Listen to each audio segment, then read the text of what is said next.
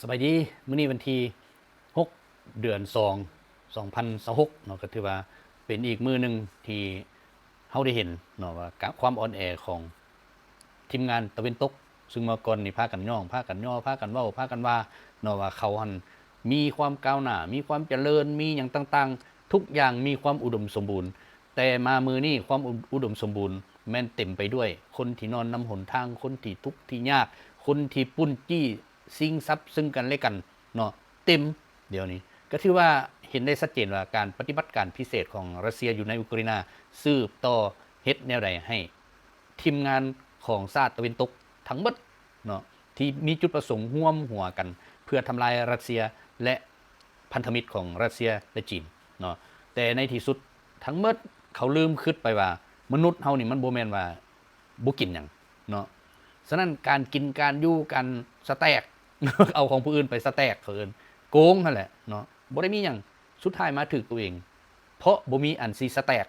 เว้าความเบิดซะเนาะเขาคิดว่าเขากำเงินกำคำกำเรื่อง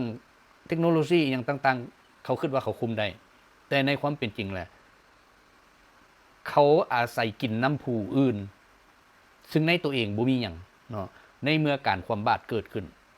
คิดว่ารัสเซียนี่สิตายเพราะบ่ได้ขายสินค้าบ่ได้ขายหยังต่างๆรัสเซียนี่สิถูกปิดประตู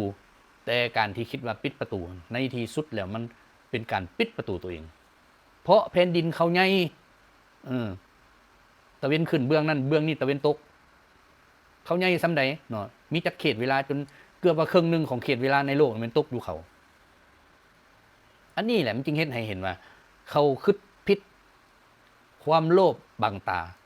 ความอิจฉาริษยาบังตาเนาะบังสมองก็เลยคิดได้แต่ซ้ำนั้นปานนั้นหันพวกเอกพวกโทเป็นแถวเป็นเสื้อกันหมดเนาะมันบ่ได้แม่นหยังเด้จ่ายเงินเพราะเขาหากินน้ำอันนี้เนาะมีเงินหลายเลยมันได้คือทำเว้าแหละใครอยากไปมีกาจ่าย5ล้านให้อยู่เลยเฮ็ดบัตรให้พร้อมนี่ความคิดของเขาบ่แม่นหยังเขาหาเงินเขาบ่ได้สอนดอกสอนคนให้ฮู้จักโอ้เอาไปปฏิบัติอยู่บ้านเจ้านี่ให้เป็นเศรษฐกิจที่ดีเขามีแต่ยั่วแนวใดให้เจ้าล่มจมเขาเฮ็ดหยังให้โอ้สร้างหนทางก็ว่าสร้างหนทางก็ยังดีเนาะมันเฮ็ดให้เศรษฐกิจอื่นขยายตัวแต่เอาโครงการที่บ่ได้มันเศรษฐกิจน่ะนะค่อยสิตั้งตึกให้ตั้งอันนั้นให้ตั้งอันนี้ให้โรงแรมให้เฮ็ดอันนั้นอันนี้ให้อันนั้นอย่าไปฝันว่ามันเป็นพื้นฐานเศรษฐกิจมันบ่แม่นจักดีอันนั้นเนาะฉะนั้นมีโครงการใดๆเขาลงทุนด้านเศรษฐกิจที่เป็นอันอยู่อันกินเป็นปัจจัยที่1ของคนนี่นะมันบ่ได้กินมันสิตายเดี๋ยวนี้นะเนาะเขาบ่ลงฉะนั้นเขาคิดแต่ว่าโอ้เขากำอันนั้นกำอันนี้กำทุกอย่างอยู่ในมือค่อยอยากให้ไผก็ให้ผมค่อยบ่อยากให้ไผก็แล้วเนาะในที่สุดน่ะเดี๋ยวนี้มีคนมาเปิดเผยข้อมูลธนาคารสวิสนี่นะที่หลายคนเว้าว่าเป็นธนาคารที่ว่ามีความเชื่อมั่นในการฝากเงินฝากคำฝากอย่างสุดท้ายเงินที่เข้าไปอยู่หั่นนะแม่นเงินกองทุนสนับสนุนฟัสซิสต์ให้ฆ่าคนในโลกนี้เพราะเขามากวดเบิ่งตัวเลขงบประมาณในการเฮ็ดสงครามทุกอย่างอยู่ในโลกนี่ทุกสงครามเลยบ่ว่าอยู่ไสก็อย่าเกาหลีเหนืออยู่ลาวอยู่เวียดนามอยู่กัมพูชาอยู่ประเทศอื่นๆแม่นเงินออกจากธนาคารสวิสหมดซึ่งธนาคารสวิสแม่นหยังแม่นธนาคารของฟัสซิสต์เยอรมันในเมื่อก่อนซึ่งรวมตัวเลขอยู่ในหั่นน่ะทุนของพวกนี้แหละมันหลายล้านฉะนั้นแต่ละประเทศเอาเข้าไปนั่นเป็นการสนับสนุนการทำลายมวลมนุษย์ทั้งชาติเองเดี๋ยวนี้เขาเริ่มเฮ็ดหลายเทื่อแล้วว่าฟ้องธนาคารตัวนี้เป็นการสนับสนุนฟาสซิสต์นะมันบ่เกิดบ่เงยก็ย้อนหยังย้อนองค์การศาลก็แม่นของฟาสซิสต์ตั้งขึ้นองค์การสหประชาชาติก็แม่นฟาสซิสต์ตั้งขึ้นอีหยังก็ตั้งขึ้นแม่นเงินทุนของฟาสซิสต์ทั้งหมดฉะนั้นไปฮอดศาลก็แม่นเอาเงินของตัวนี้นี่ไปใช้แล้วเฮ็ดได้มันสิไปสู้เขานั่นเห็นบ่เขาอ่านหมดแล้วเขาวางหมดแล้วฉะนั้นเดี๋ยวนี้เขาฮู้ว่าเขาปราศัยแล้วเขาปราศัยแล้วฉะนั้นอเมริกากับยุโรปมันก็บ่ถือกันละบาดนี้บ่ถือย้อนหยังย้อนว่าอเมริกานี่บ่อยากเอาตัวเองไปเสี่ยงกับยุโรปอีกเพราะเขาเห็นแล้วได้เห็นจีนกับรัสเซียนี่พบกัน 2-3 มื้อหลังวางแผนยุทธศาสตร์ร่วมกันเปิดเผยให้ไผฮู้บ่มีแต่ มาเฮ็ดอันเวทีแถลงข่าวน้อยนึงประธานาธิบดีสีจิ้นผิงกับประธานาธิบดีปูตินเจรจากันแล้วประธานาธิบดีสีจิ้นผิงก็ยังบอกอีกว่าต่อไปนี่สิให้เงินหยวนกลายเป็นเงินของโลกเงินในการค้าการขายเห็นดีป่ะเอาแทนเงินดอลลาร์เอาละไดบาทนี่เอาละไดเห็นบ่ประกาศแนวนี้ปุ๊บคนก็แห่ไปซื้อคำบาทนี้ผู้ใดมีเงินดอลลาร์แห่ซื้อคำให้ได้คำนี้ขึ้นขึ้นบาทนี้ซื้อเลยเนาะอเมริกามันซื้อน้ำมูบ่ได้หลายมันก็เลยประกาศบาทนี้เอิ้นว่าปั่นหัวของมวลมนุษย์เดี๋ยวนี้สามารถเฮ็ดคำได้พูดเด้บ่มีบ่ดอกผลิตเอาเฮ็ดได้บ่มันซัวสิไปเฮ็ดตัวนั้นใช้เวลาเท่าใดใช้เงินเท่าใดอีกสร้างอุตสาหกรรมตัวนี้ขึ้นมาน่ะอีก 3-40 ปีสิแล้วบ่ มันเฮ็ดได้บ่อาจจะได้วิทยาศาสตร์ก้าวหน้าไปมันเฮ็ดได้เนาะฉะนั้นมันก็มาเป่าตัวนี้เพื่อบ่อยากให้คนซื้อคำจนเลยว่าโอ้ยหมอนี่มันผลิตได้จังมันผลิตออกมาขายคำสิถูกกูเสียเงินละนี่เด้เขาลิ้นสมองกันนะเนาะเขาปั้นหัวคนนะบาดนี้ในเมื่อมันฮู้เป็นนั้นรบฮู้ว่าตัวเองสิตายแล้วบาดนี้เห็นอะไรไล่อันเขาหาจีนหมดทุกประเทศบาดนี้อังกฤษก็ออกมาว่าโอ้ยเสียดายดิ70 ปีกับจีนนี่บ่ได้ร่วมมือกันหลายเสียดายเวลาท่านมึงจะมาจมเสียดายอย่างมึงเป็นผู้ทำลายเขาจักปีมาแล้วพากันทุ่มเงินเอาจากธนาคารสวิสมาก็ทุ่มเข้าไปทำลายเขาบัดเขาบ่ตายมาเลยว่าโอ้ยเสียดายการร่วมมือเห็นบ่เพราะไปเจรจารัสเซียบอกว่ากูบ่เจน้ำเพิ่นไผหมดนะเดี๋ยวนี้ผู้ใดมีเซ็นอยู่ในมาตรการความบาดกูบ่เจรจา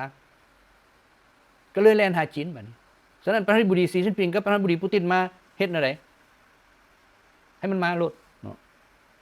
เพราะว่าหนูมันสิตายเด้อมันอดมันหิวบ่มีอาหารแล้วอยู่นอกเอาอาหารใส่เอากระทิบใส่มันมากินอาหารกระทิบงับหัวมันแล้วเอาบ่วงยักคอมันไว้แล้วเนาะมันบ่คือ 3-400 ปีหลังที่อังกฤษเข้ามาแล้วก็แบ่งแยกดินแดนจีนเอายาเสพติดเข้ามาเบื่อเมาอันสาวหนุ่มจีนเห็นบ่เขาเฮ็ดจริงกายมีพอค่ายาฟินพอค่าอีหยังต่างๆนานามีกลุ่มมาฟอกมาเฟียกลุ่มอีหยังมันเกิดขึ้นย้อนตัวนี้แหละเดี๋ยวนี้มันเริ่มเข้ามาอีกเดี๋ยวนี้เนาะปันหน้าที่กันเยอรมันนี่ต้องเอาเขตอาซีตะวันออกเฉียงใต้นี่ผู้ใดกำลังหิวเงินหิวคำเนี่ยเอาโลดโครงการโยนให้เขาโลดเงินทันบุทาว่าพิมพ์ให้มันบ่ได้อึดเนาะเขาพิมพ์ให้เฮ็ดอะไรก็ย่าน่ะมาเบื่อเมาสังคมสร้างกูสิสร้างอันนี้ให้แต่ในความเป็นจริงแล้วเอาเงินมาเบื่อเมามันบ่สร้างดอกพวกนี้น่ะบ่สร้างเพียงแต่ไปเฮ็ดเวียกน้อยๆที่กะว่าเขตใดที่มันเข้าสาวหนุ่มได้เบื่อเมาสาวหนุ่มได้เข้าเจ้าเข้านายได้ให้หมอนี่เด้อเฮ็ดอันนี้นี่เจ้าสิได้เดือนเท่านั้นเดือนละ$1,000,000เดือนละ$2,000,000กูให้แต่ขอมึงเฮ็ดตัวนี้ให้กูแล้วสิได้มันเฮ็ดได้แผนการเลิกแลบของเขาเฮ็ดอยู่จีนมาแล้ว 200-300 ปีนะเดี๋ยวนี้เขาเริ่มมาเฮ็ดอีกเพราะว่าความโลภของคนน่ะมันบ่มีมือพออันนี้แหละเลนินจริงเว้าคันผู้ใดนั้นยังมีแนวคิดซักดินนาอยู่ในหัวนะจะนำพาสร้างสังคมนิยมบ่ได้เพราะสังคมนิยมเนี่ยแม่นรวมแนวคิดต้องมีของส่วนรวมพวกลัทธิแก่นี่มันว่าเอานายทุนมาสร้างเอานายมันบ่แม่นนายทุนมาสร้างคันนายทุนมาสร้างก็คือพวกตะวันตกสร้าง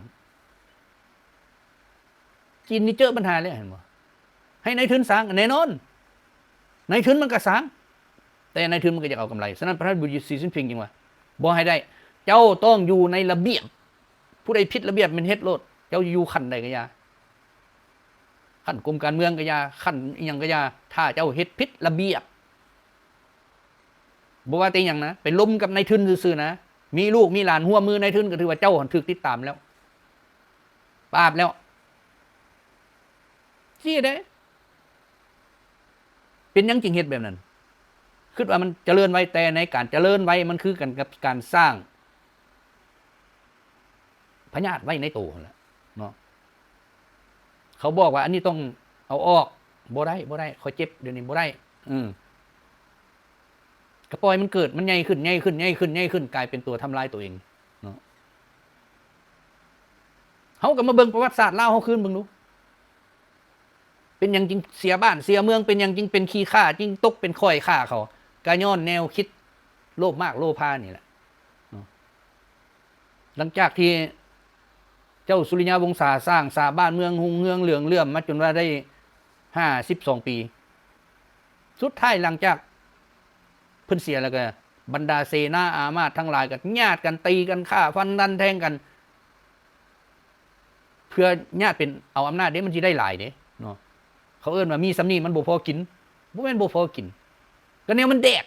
เนาะมันแดกมันก็บ่พอแท้เท่าใดก็บ่พอลิ้นกินฟุ่มเฟือยนี่ในที่สุดแล้วเป็นอะไรบัดนี้มันก็เกิดการแกล้งแย่งกันแหละ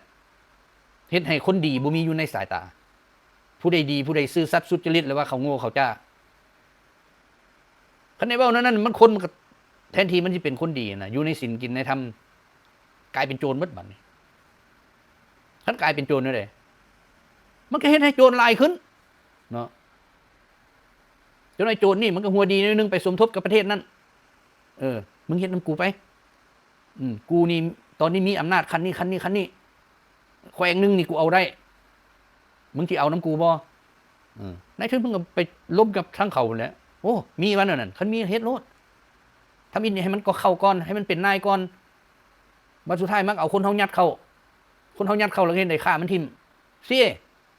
ประวัติศาสตร์มีมาเบิดแล้วเนาะเป็นหยังมันจึงกลายเป็นขี้ข่าเป็นข่าทาสเป็นหยังเขามาหลายเส้นคนหลายร้อยปีก็ย้อนความขัดแย้งนี่แหละ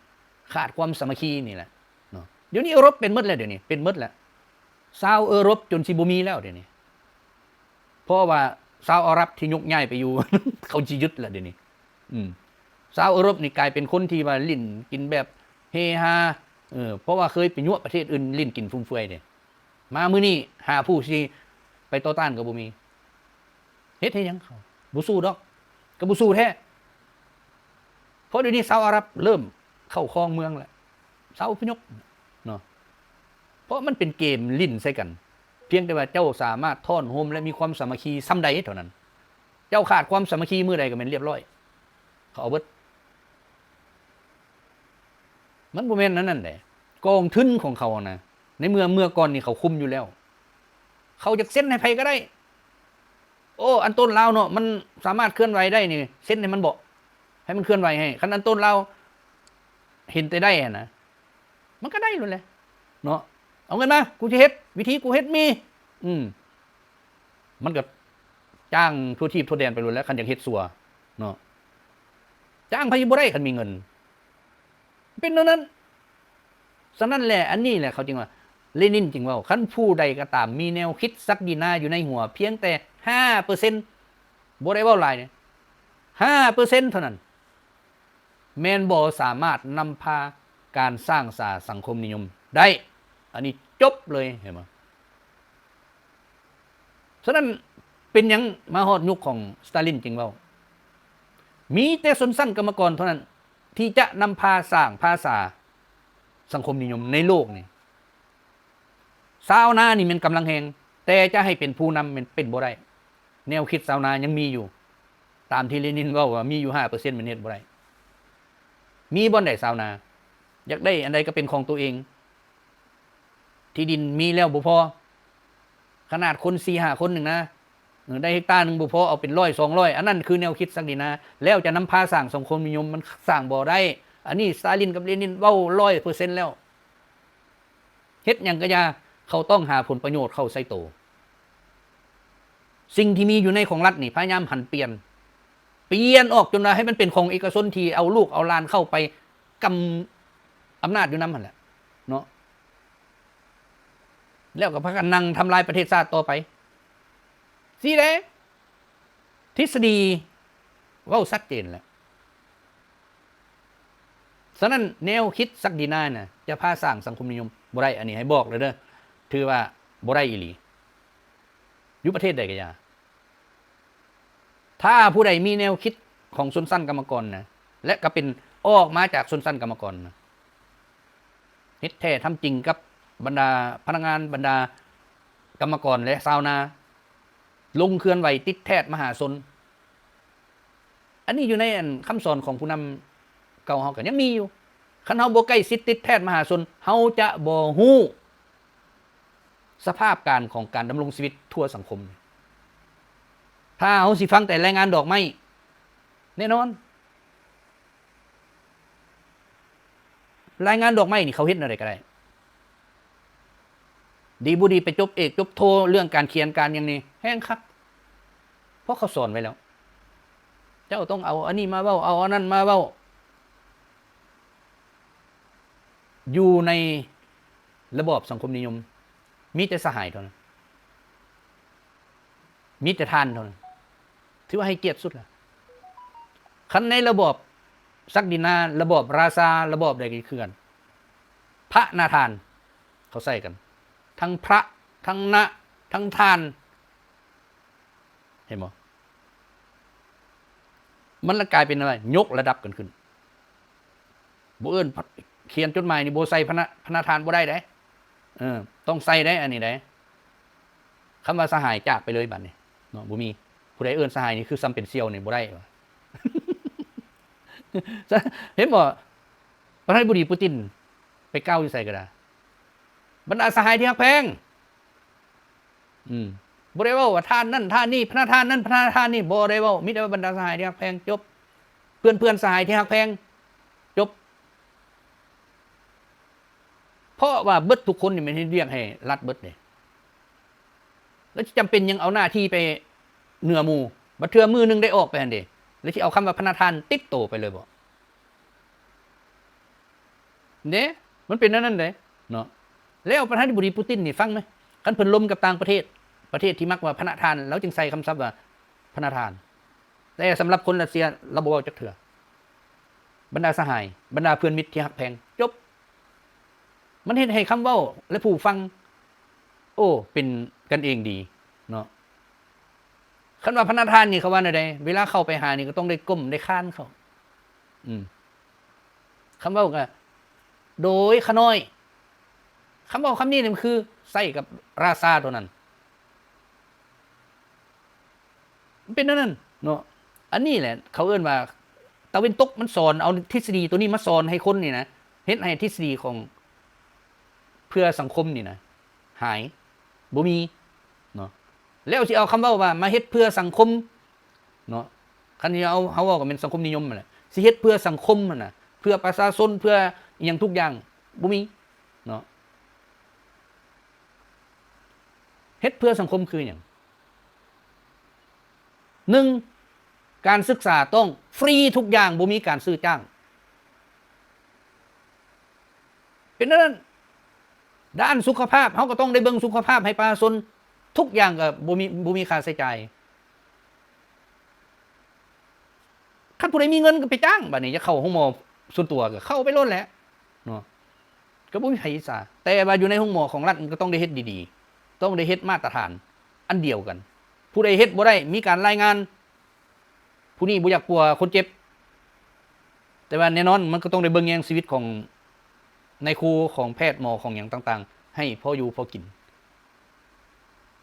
และทุกคนก็เฮ็ดเวียกได้เดี๋ยวนี้เวียดนามเริ่มปรับปรุงแล้ว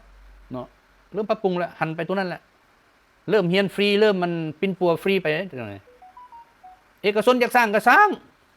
แต่ว่าเจ้าต้องบริการอยู่ในค่าของที่รัฐกำหนดบ่แม่นสิเฮียงห้องเอาเนาะอันนี้ฉะนั้นแหละเฮาเฮ็ดแนวใดเนาะพยายามเบิ่งยุทธศาสตร์ของนายทุนมันเข้ามาช่วยเหลือบ่ได้แม่นหยังดอกเขาวางแผนหมดทุกอย่างแล้วเงินที่เขาวางออกมาเป็นเพื่อการโซ่โกง 50% เพื่อการซื้อจ้างจอบอ้อยนี่ผู้นำเฮาเคยเว้าเนาะคันสมัยกู้ชาติพากันรับการซื้อจ้างจอบอ้อยจบเลยเนาะเห็นบ่วิรชนสีทองสิเข้าคุกจักเท่าใดเทื่อจักเล็กแดงเล็กยังเผาก็ยังบ่ได้ไขความลับทุกคนเห็นเป็นแบบอย่างนักรบทุกคนก็เห็นเป็นแบบอย่างเห็นบ่ก็เอาตามนั้นมันจึงเฮ็ดให้การนำต่อสู่ปลดปล่อยชาตินี้รับผลสำเร็จย้อนความสามัคคีถ้าขาดความสามัคคีแล้วโลด ฉะนั้นแหละอันนี้แหละเขาจึงเอิ้นว่ามันสร้างระเบียบแนวใดก็อย่าต้องได้เบิ่งปัญหาการยุทธศาสตร์ของเขาที่จะเข้ามามีหยังบ่แม่นสิเห็นเพื่อว่ากินมื้อนี้มื้ออื่นตายคิดนั่นคิดผิดเนาะเดี๋ยวนี้ประธานาธิบดีปูตินยังเว้าอยู่ใส่เพิ่นก็เว้าแสดงความขอบใจที่ว่ามีนักคอมมิวนิสต์ที่สร้างประเทศชาติมาแล้วก็ได้สอนลูกสอนหลานจนมีคำนิยามแนวใดนิยามเว้าเรื่องการบำนาญสตาลินเว้าชัดเจนเงินบำนาญแม่นเพื่อให้สอนลูกสอนหลานเพื่อให้สอนลูกสอนหลานเป็นหยังจริงมีเงินบำนาญเห็นบ่บัดนี้คันลูกหลานบ่ถูกสอนเด้เฮียนไปเฮียนมันเอาไปเอามาแล้วโอ้ยอย่าไปพัวพันลูกเอ้ยมันทุกข์บักนั่นน่ะครอบครัวมันทุกข์บ่ต้องไปพี่อยู่นำคนชั้นสูงเฮาพี่แต่ว่าอยู่ในโซเวียตสมัยก่อนบ่มีนั่นเห็นบ่ทุกคนไปออกให้งานร่วมกันเมื่อเฮียนออกให้งานเต็มน้อยๆพุ่นเก็บมักโปมเก็บมักเล่นเก็บอีหยังไปเขาเริ่มไปที่พุ่นนะป .1 พุ่นนะเห็นบ่พักโรงเรียนปึ๊บเอาขึ้นรถไปตั้งแคมป์ตั้งค่ายกันเพื่อให้คนมีความสามัคคีกันเอาคนไปสอนมันบ่แม่นว่าโอ้ลูกเอ้ยพักแรงปีนี้พ่อพาไปเที่ยวออสเตรเลียพาไปเที่ยวอังกฤษพาไปเที่ยวอเมริกากลับมาฮอดบ้านเมืองตัวเองก็โอ้อันนี้อย่าไปพัวพันเขาลูกพวกขี้ทุกข์เข้าโรงเรียนลูกก็บ่ต้องเข้านํเขามันเลยเกิดมีการแบ่งได้บัดนี้แบ่งชนชั้นนี่แหละการเกิดของชนชั้นคันมีชนชั้นแล้วมันมีการต่อสู้กลับมาก็เว้าชัดเจนแล้วอยู่ใส่มีการต่อสู้อยู่หั่นคือมีชนชั้นฉะนั้นพยายามเฮ็ดได้ลุบล้างชนชั้นนี่เนาะให้เหลือแต่ชั้นคนแน่นอนชั้นคนนี่มันมีแต่บ่มีชนชั้นชั้นคนนี่มันรับตามผลผลิตผู้ใดเฮ็ดเก่งเฮ็ดหลายเฮ็ดดีก็ได้เงินหลายผู้ใดเฮ็ดแบบตามมาตรการที่ว่าวางไว้หั่นก็ได้ส่ำนั้นที่วางไว้คือกันบ่เกินฉะนั้นเมื่อก่อนนี่ข้าพเจ้าไปเรียนนี่เบิ่งโอ้หัวหน้าแผนกเรื่องเขื่อนสิมาสอนบางเทื่อก็ได้เป็นหัวหน้าแผนกเนาะของโรงเรียนท่านสอนแล้วบ่แล้วไปเป็นอำนวยการเขื่อนนั่นผู้นี้ไปเป็นอำนวยการเขื่อนนั่นมันกิน2ตำแหน่งบัดนี้เห็นบ่ประจำอยู่เขื่อนก็เป็นอำนวยการมาสอนก็เป็นหัวหน้าแผนกหรือห้องแผนกเป็นหยังก็อย่าเป็นอาจารย์ก็ไปประจำอยู่หั่นเป็นหัวหน้าสถานีหัวหน้าอันนั้นอันนี้ไปเขาคันคนเก่งเขาก็เฮ็ด 2-3 นาทีเนาะซ้ำบ่พอบางคนเพิ่นว่าถูกซับซ้อนเขาอยู่ในคณะกวดกาของรัฐบาลเพื่อไปกวดกาคุณภาพในการก่อสร้างอยู่ไสก็อย่าสำเร็จเซิ้นไปเนาะอยู่ในคณะกวดกาเวลาไปก็มีงบประมาณของรัฐมอบให้อีกเห็นบ่เขาก็เลยแข่งกันเฮ็ดเวียกบัดนี้คันแข่งกันเฮ็ดเวียกได้เขาก็มีรายได้หลายเบิ่งแต่เข้าโรงเรียนนี่เฮาไปอัน 6:30 นนี่นะฮอดโรงเรียนครูอาจารย์เต็มหมดล่ะเห็นบ่ว่าแต่ขึ้นห้องสอนปึ๊บฮอดโมงปั๊บมาปั๊บโลดนักเรียนทุกคนก็ตั้งใจเรียนได้บัดนี้เพื่อหยังเพื่อสิได้รับหน้าที่นั้นรับหลายบอนก็ได้กินเงินเดือนหลายบอนบ่ได้ว่าโอ้ผู้นี้ไปอยู่หั่นแหละไปเฮ็ดอยู่ทางนั้นแล้วบ่ได้เงินบ่ได้แม่นนะเขาเฮ็ดผู้ใดเฮ็ดได้หลายแฮ่งดีแต่ว่าให้สำเร็จเบิดทุกบอนบ่แม่นว่าบ่สำเร็จบ่แม่นสิไปนั่งกินแต่เงินเดือนแล้วก็นอนเฉยอยู่ไปตีกอล์ฟ อันนี้เนาะฉะนั้นการพบปะของประธานาธิบดีสีจิ้นผิงกับประธานาธิบดีปูตินนี่เฮ็ดให้อเมริกาฮู้บัดนี้ถ้าบ่มี2ประเทศนี้อเมริกาล่มจมแน่นอนฉะนั้นทำเฮ็ดได้บัดนี้ต้องหนีจากพวกยุโรปฮู้ว่าอเมริกาบ่ค้ำคอแล้วก็หันมาเลียตีนบัดนี้ประธานาธิบดีสีจิ้นผิง เอาบุเรียจังได๋แต่ละคนมาหันกราบเบิดอยู่นี่บ่ได้มาคือตะกี้ได้เงยหน้าขึ้นฟ้าพุ่นผู้ยอมเหลียวลงดินมาเดี๋ยวนี้เพิ่นว่าเพิ่นเป็นธนาคารใหญ่ๆหยังต่างๆมันบ่มีลูกค้าแล้วมันก็ตายคือกันบ่มีเงินคือกันเดี๋ยวนี้นะถึงว่าสิเป็นธนาคารระดับใดก็อย่าเซ็นออกมานี่บ่มีไผรับรู้สิว่าเซ็นให้ฝรั่งล้านดอลลาร์สิเอาไปซื้อใส่ละบาทนี่ซื้อนำรัสเซียก็บ่เอากูบ่เอาเงินอันนี้เลยเดี๋ยวนี้แม้แต่เงินที่กูไปฝากว่ามี300,000 ล้านกูก็บ่เอาเป็นเงินน่ะ มึงมีเงินรูปมึงเอามาส่งกูคันส่งบ่ได้ให้บ่ได้ก็ถือว่ากูบ่รับรู้เงินมึงกูตีเอาบัดนี้กูจะได้หยังเอาให้มันครบ300,000 ล้านอเมริกาเดี๋ยวนี้ฮู้ว่าตัวเองนี่เสียเงินอยู่ในอุกรานะหลายแสนล้านบ่ฮู้วิธีถามบัดนี้แต่ว่าอยากรักษาดินแดนที่เคยปกครองมาก็เลยอยากเจรจาเนาะโทรหาปริบุริปูตินปริบุริปูตินก็ว่ามึงต้องเฮ็ดแนวนี้มึงต้องเฮ็ดแนวนี้เฮ็ดแนวนี้แนวนี้ทั้งนั้นก็เฮ็ดได้โดยมึงป่วนอเมริกาให้มันวุ่นก่อนมันก็ป่วนดินี่ ป่วนเนาะอเมริกาวุ่นแล้วดินี่ไล่ยิงกันตะพื้น้ำหนทางก็มีเดี๋ยวนี้นะย้อนความหิวเนาะแล้วทีมาของอเมริกาแม่นหยังเดี๋ยวนี้ชาวยุโรปออกมาเว้าได้พอเขาผิดกันเนี่ยเนาะขายขี้หน้ากันเองนะประเทศอเมริกาเป็นประเทศบอนที่ฝูงโจรทั้งหลายทั่วโลกนี่นะไปอยู่ฉะนั้นในประเทศอเมริกามันก็ปุ้นกันเองกินกันเองฆ่ากันเองมดอันฆ่ากันเองแล้วกันให้ไหนออกไปปุ้นโลกบัดนี้เพราะมันเป็นนักปุ้นเสื้อสายนักปุ้นมันบ่มีอันผู้ที่ว่าสิเฮ็ดเพื่อชาวอเมริกาแท้บ่มีผู้ใดไปต่อต้านเว้าต่อต้านปั๊บหายตัวมันบ่ได้มีเลยว่าโอ้ผู้นี้ต้องอันนั้นอันนี้บ่มีเห็นบ่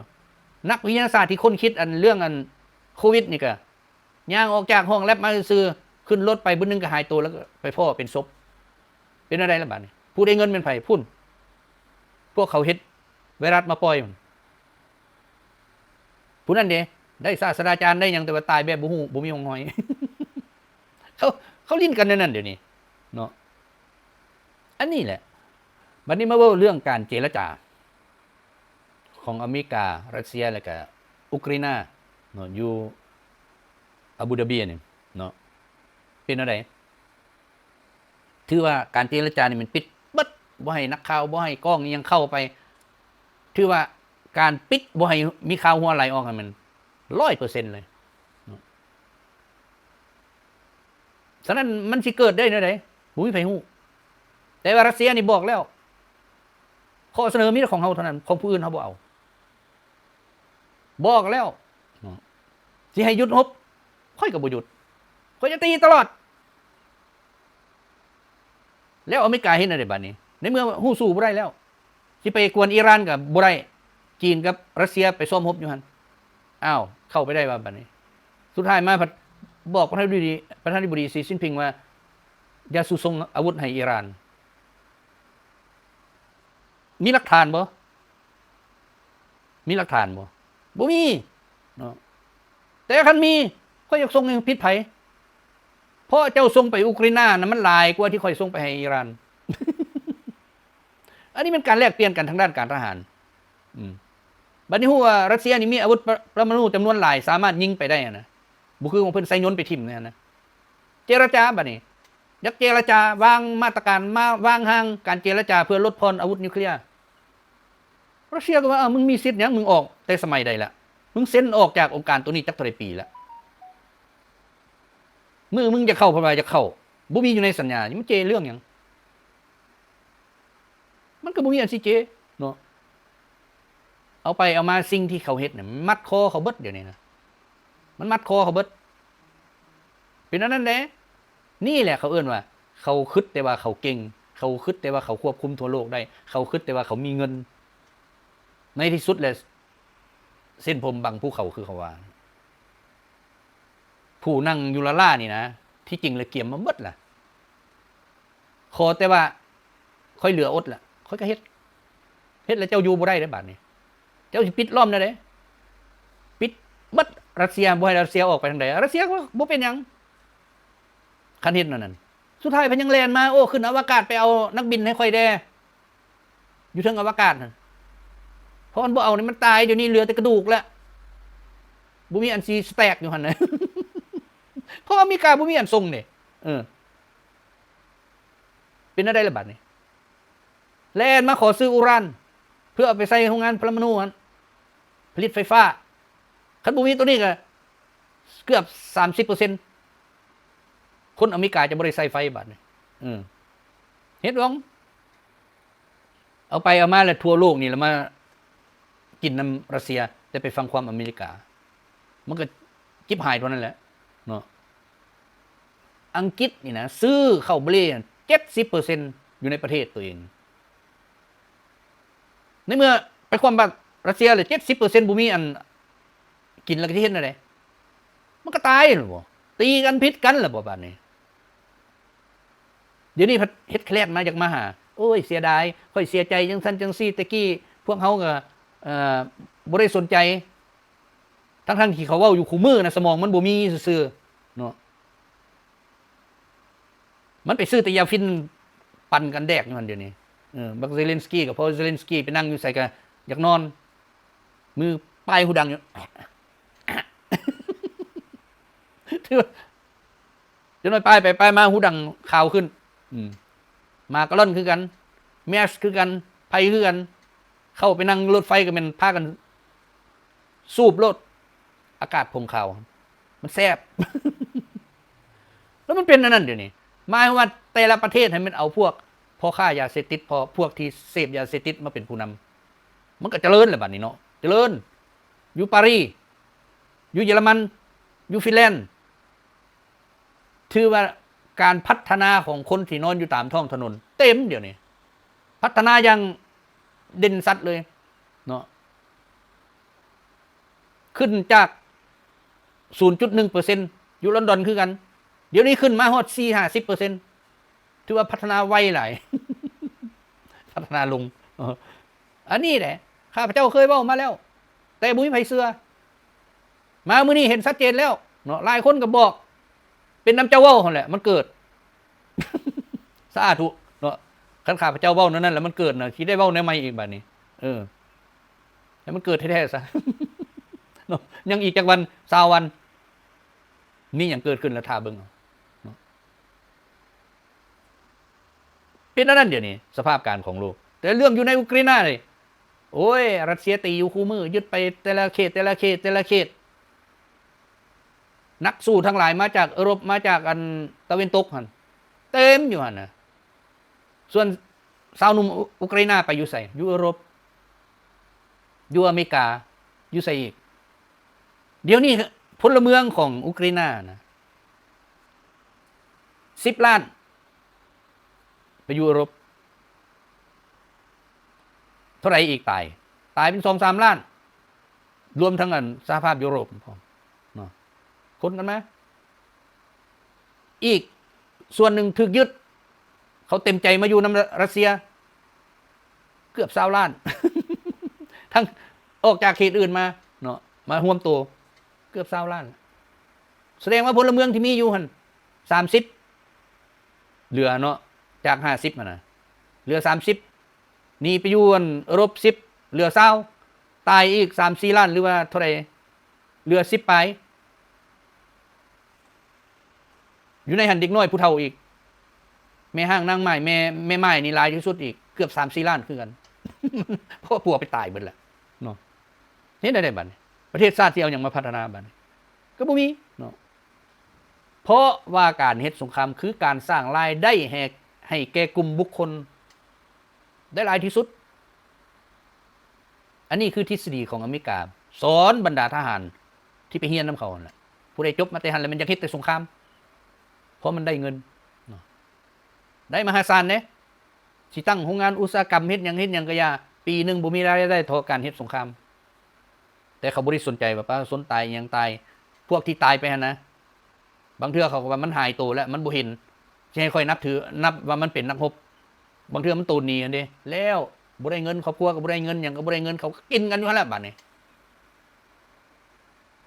เอาตาย100,000ผู้ละ $10,000 ก็ลองคูณเอาแล้วรวยบ่ล่ะรวยมันบ่ตายค่าทิ่มนะบางเทื่อน่ะเสียองค่าทิ่มเพื่อบ่ให้มันเป็นภาระเห็นบ่เขาจึงนำใช้กันอยู่ในหลายประเทศที่ว่ามาจากทฤษฎีของอเมริกาขี่รถตามคนข้านปัวมันตลอดศาสตร์เหยียบมันตายเลยถอยมาตามเหยียบพร้อมจ่ายเงินเท่าไหร่100,000จบเข้าคุก 2-3 ปีออกเขาเลยมีแนวคิดนั่นเฮ็ดนั่นได้ก็อย่าให้คนหันให้มันได้เงินจากคนตายกินเงินของคนตายพวกนี้ ฉะนั้นเซเลนสกี้เดี๋ยวนี้มันก็พยายามซอกหาเงินคือกันไปเซ็นกับสวีเดนสวิตนั่นแหละสิซื้อยนต์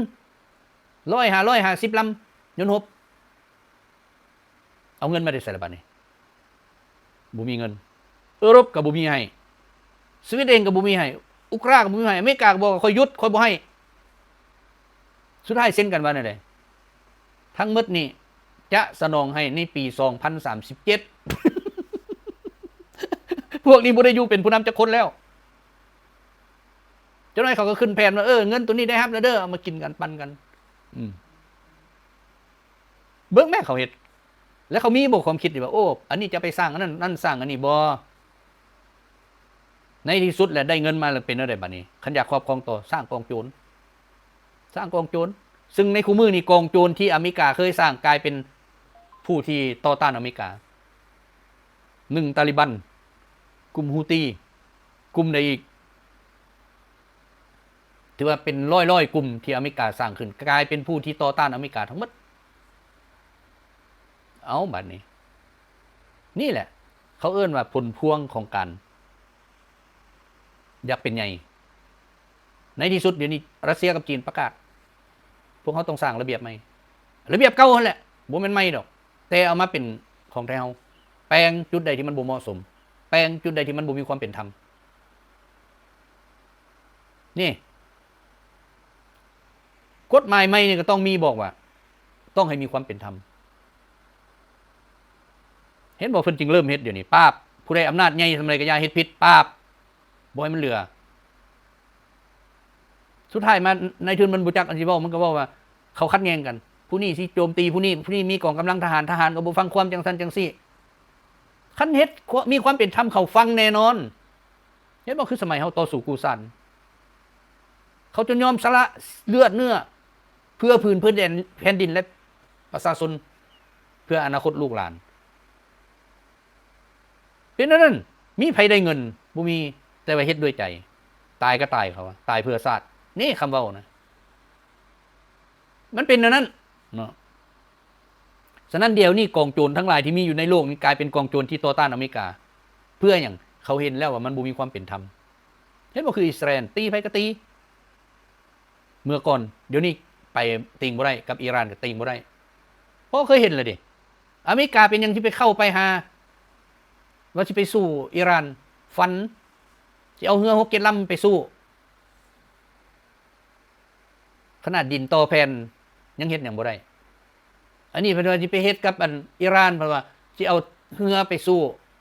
มันบ่แม่นเด็กน้อยตีกันคือตะกี้แล้วขนาดอิสราเอลนี่ 2,000 กว่ากิโลเมตรเกือบ 3,000 พุ่นแหละยังถึกถล่มปานนั้นแหละอันเรือน้อยๆอันนั้นคือเป้าหมายการโจมตีเดี๋ยวนี้เขาบ่ใช้แล้วหลายคนก็ถามว่าเป็นหยังรัสเซียจึงบ่มีเรือบรรทุกเครื่องบินลายเอามาหาสแตกหยังรัสเซีย มีลำเดียวเหลือเฟือแล้วพอแต่ไปแล่นกวดกาพอแล้วแต่กูมีอยู่ใต้น้ำพุ่นบ่อนที่บ่มีไผเห็นพุ่นมีลายบ่ก็บ่ลายดอกสำหรับปาซิดอนนี่16ลำหนึ่งบรรจุหัวจรวดที่ว่าสามารถทำลายเขาเอิ้นว่าเขตฝั่งทะเลของอเมริกาคันมีทัพเรืออยู่หันเป็นฝูงกะยาลูกเดียวระเบิดขึ้นน้ำขึ้นไป 2-300 เมตรแล้วมันทะลักยิ่งกว่าสึนามิอีกเข้าไปทางฝั่งเกือบ 2-300 กิโลบางบ่อนเข้าฮอดเป็น 2,000 กิโลโว้ยตายใน 2,000 กิโลน้ำจะอยู่ในปริมาณประมาณ5เมตรแล้วสิมีหยังเหลือนั่นอยู่เบื้องต้นนี่300 เมตรเฮือนตึกสูงตึกต่ำตึกยังไปเบิดเป็นอาหารปลาเบิดเหลือนั่น แล้วมีจักลูกตัวนี้ก็คูณเอาแล้วเนาะลำหนึ่งมี20ลูกบาดนี้อยู่ในลำแต่ละลำมันน่ะพัดมีลูกจรวดที่มีหัวติดหัวลบนิวเคลียร์ได้12ลูกอีกมี20ลูกติดหัวนิวเคลียร์240ลูกเฉพาะลูกเดียวนะทำลายได้ทั้งอเมริกาทำลายได้ทั้งลูกสมุนมันอยู่ใส่ก็ได้นี่ตัวนี้สุดท้ายอเมริกาเว้าในบัดนี้บ่ได้จังซั่นจังซี่อยากเจรจาลดหัวลบจังซี่ ขนาดกูรุดได้ฮะนะ1,500 หัวทำลายทิ่มมึงยังบ่รุดจากหัวอยู่ไสอเมริกาทำลายหัวนิวเคลียร์บ่มีเส้นแต่สมัยโซเวียตส่วนรัสเซียลดลง1,500 หัวเฮ็ดได้บ่ได้เฮ็ดแต่ละเทือนคณะกรรมการอเมริกาเบิ่งเต็มแต่อเมริกาบ่เคยไปกวดอยู่ใส่ก็เฮาทำลายแล้วบ่มีแล้วก็เซิร์นมึงเสืองไปโลดเป็นนั้นฉะนั้นเดี๋ยวนี้บ่กล้าต้องเกาหลีเหนือเพราะเกาหลีเหนือนี่เข้มแข็งโพดแต่ในคำเว้าที่เขาหลอกลวงนะมืออันบ้านมือซื้อนี่ก็ไม่ได้ไปออกมาเว้าค่อยสมเซยมาที่อเมริกาตัวคนตัวเองด้วยการข่าวเพราะว่าการตัวนี่นะมันเฮ็ดให้คนเขาฮึกเหิมคิดว่ารัสเซียนี่สิตายคิดว่ารัสเซียนี่สิปราศัยยิ่งเขาตัวคนเขาเท่าไหร่น่ะก็ยิ่งเฮ็ดให้พวกเขานี่เข้มแข็งเนาะเอาจุดอ่อนของเขาแหละเขาบ่ต้องไปตอบโต้บ่ต้องไปแก้ข่าวมันว่าทำลายหันทำลายนี่ให้มันเว้าไปโลดเพราะเขาดีใจแต่ในมือหนึ่งที่ว่าเขาข่าวของเขาไปหาเขานะโดยที่เขาหู้จักแหละเพราะว่าสำนักข่าว CNN กับตัว BBC กับตัวอีกยังกับตัวเอาตัวไหนมันกินเงินของภาษีสูงแหละ มันกับตัวสูงบัดนี่ตัวแล้วสุดท้ายไผได้ผลประโยชน์พากันเสือบัดทิบบรรดาลูกสมุนทั้งหลายแห้งคักว่าข่าวต่อกันบัดสุดท้ายเดี๋ยวนี้ออกมาข่าวเท่าไหร่อุกราอินาตายมีแต่20,000 ปลายพันคนแล้วพวกอันสมองน้อยนะก็ยังเสือ ดีใจรัสเซียตาย 2-3 ล้านเพราะเพิ่นเอาตัวเลขของสมัยสงครามโลกครั้งที่2พุ่นนะมาเว้ากันนะรัสเซียตาย27 ล้านบ่แม่นแต่ทหาร27 ล้านประชาชนนั่นแหละเนาะเพราะพวกนี้มันฆ่ามันบ่ได้เบิ่งประชาชนธรรมดามันก็ฆ่าบัดจะฆ่าอันนี้มันคิดว่าการฆ่านั้นเพื่อดับสูญพันธุ์แต่ในความเป็นจริงแล้วมันไปสร้างความเครียดแค้นให้เด็กหูความมา12 ปีเริ่มต่อสู้แล้วเห็นบ่บ่ได้มีไผบังคับเขาบ่ได้มีไผอธิบายเขาตาเขาเห็นเองความโหดเหี้ยมของฟาสซิสต์ฉะนั้นมามื้อนี้มันเปลี่ยนแผนเดี๋ยวนี้ในเมื่อมันสิปราศัยน่ะมันบ่ฮู้หยังแหละมันเฮ็ดทุกอย่างมันก็เว้าว่าสิเอาเงินนี่มาลงทุนประเทศนั้นเอาเงินลงทุนประเทศนี้สิให้เนปาลนี่1,000 ล้านสิให้ประเทศนั้นเท่านั้นล้านเว้าไปเลยได้บาดนี้ทั้งนี้ก็อ้าวบ่มีแผนหยังแต่หันแหละย้อนบ่มีแผนแล้วมันจึงเอาให้อะไรสู่ไปเฮ็ดเองคือเงินซื้อจ้างทั้งหมดแหละในเมื่อมันเว้านั่นจักหน่อยเอาเงินมันไปแล้วเฮ็ดหยังก็บ่ได้แล้วมันก็บอกว่ามันมาประกาศได้บาดนี้มันเจ้าต้องเฮ็ดอันนี้เจ้าต้องเฮ็ดอันนี้บ่เฮ็ดอันนี้บ่ได้ค่อยให้เงินแล้วหาวิธีการป่วนเจ้าละบาดนี้ซั่นเจ้าละเปลี่ยนเอาผู้นี้ขึ้นไปเป็นหัวหน้าตัวนี้เพราะอันนี้คนของข่อยสร้างมากับมือมันเก่งมันถึงรับรองมันเป็นศาสตราจารย์มันเป็นปริญญาเอกปริญญาหยังก็ยาเห็นบ่สุดท้ายมันก็บอกนั้นทั้งนี้เฮ็ดหยังได้บัดนี้ในเมื่อเป็นหนี้เขาจำเป็นเนาะยกลูกสาวให้ก็ได้ยกแล้วสุดท้ายมันเฮ็ดแล้วมันมีลูก2ลูก3แล้วมันก็ทิ่มอีกไปหาเอาผู้ใหม่มันก็นั่นแนวนายทุนเนาะดีบ่ดีมันเอากับพ่อเฒ่าแล้วก็เซ็นมอบทรัพย์สินให้มันแล้วก็ห้วยไล่ลูกสาวนี่ไล่อันนั้นนี่แล้วบัดนี้ อันนี้คือเขาเอาแบบครอบครัวนี่แหละมาบริหารโลกนี่เนาะเดี๋ยวนี้มันเกิดแล้วหลายประเทศแล้วเนาะเกิดแบบนี้ขึ้นนี่ฉะนั้นเฮามาเบิ่งการเจรจานี่ถือว่าเดี๋ยวนี้เฮายังบ่ฮู้เนาะผลของมันเพราะว่ายังบ่ทันมีไผข่าวออกมาสำเร็จมื้อใดแล้วออกมาผลเมื่อใดแล้วมันสิได้มาเว้ากันอีกบัดนึงเนาะเพราะว่ามื้อก่อนนี่ก็บรรดานักข่าวของรัสเซียนี่ออกมาแล้วก็บรรดาหลายๆคนเนาะที่ได้ยินข่าวมาก็ว่าการเจรจาบ่มีผลสำเร็จหยังหมด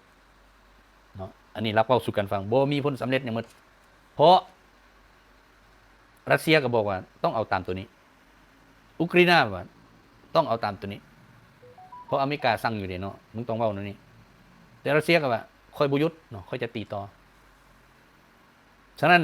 มาเบิ่งกันอีก20มื้อมันสิเป็นรูปกันได้เนาะหลังจากการเจรจาตัวนี้แล้ว อันนี้เอามาเบิ่งบัดนี้ปฏิบัติการ อยู่ในอุกราอินานี่ถือว่านับแต่วันที่31เดือน1หาวันที่6เดือน2เนาะ2026นี้กองทหารภาคเหนือ